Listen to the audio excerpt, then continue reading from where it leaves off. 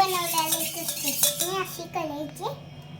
आता मी जे साखर सगळी घालते असं करणार. असं काय करते साखर आणि तूप मिक्स करायला लागले. मी दूध टाकते.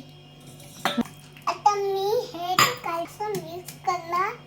असं नाव घ्यायचे नाही. मिल्क पावडर रवा टाकणार. चांगलं मिक्स करून घ्यायचं. बेकिंग पावडर टाकणार आहे. त्यानंतर बेकिंग सोडा टाकणार आहे. एकदम मस्त बनवणार